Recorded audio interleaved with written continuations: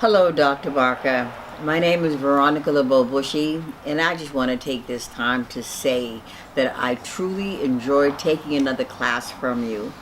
So thank you so much for being the facilitator of this particular class. So let me tell you a little bit about my group. Every Thursday at 6 o'clock, I facilitate a group which is comprised of my clients, and I usually have 8 clients. This week that we did on August 3rd, we only had 7 because one of my clients got discharged for having medication in his room that he shouldn't have had. So there were only 7 members. There were 2 African Americans, there are 2 Hispanic men, and there are 3 Caucasian men. And that makes up my group.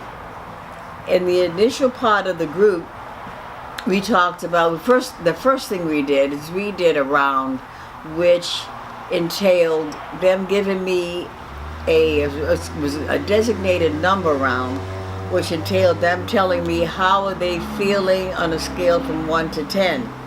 Surprisingly, most of them said a 10, which I don't know whether they were just not wanting to talk about something lower, but anyways. The thing about this group is that my clients really enjoy this group. It gives them a chance for some camaraderie, and it gives them a chance to, in the middle of the week, get off some of the issues that they may be dealing with that they need some feedback on. So we did another round, and the question I posed to them was, what are their triggers and how do they cope with their triggers? So we went around, and I'll tell you what they said. I'll use initials rather than their names for confidentiality purposes. I know you understand that. So we began with W. W said, and when he is triggered by various things, it can come on just spontaneously, he goes to a safe place. And then he goes to the community and he talks about it. So that was W's response.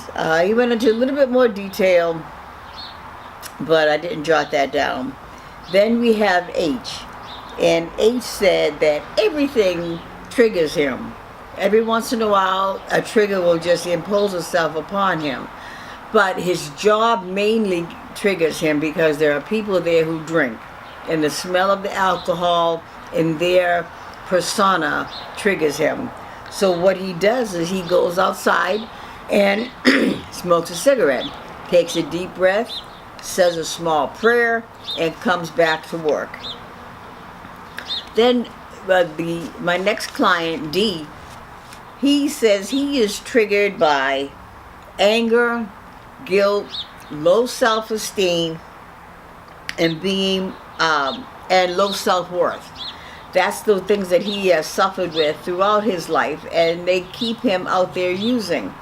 So he says some of the coping mechanisms he uses is being more honest, not manipulating people, rebuilding relationships, and standing his ground.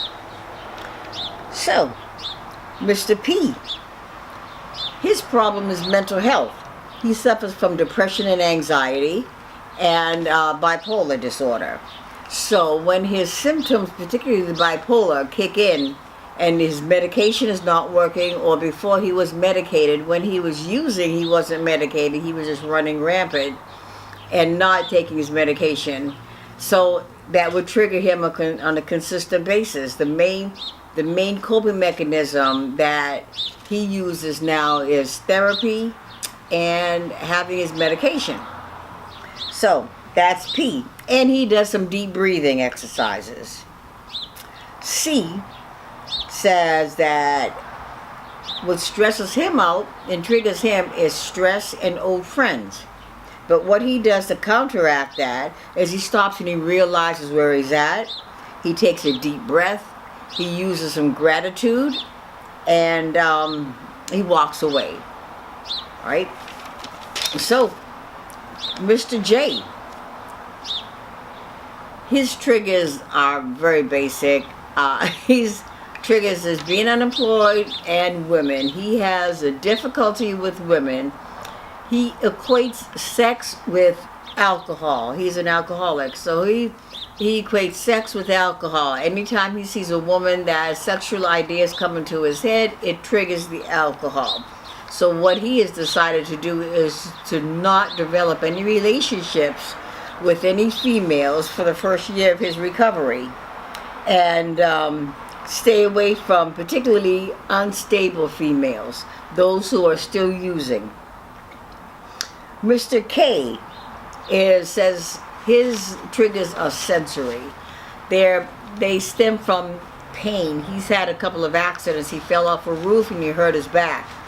So most times stretching, Advil, Tylenol, ibuprofen is what he uses to cope.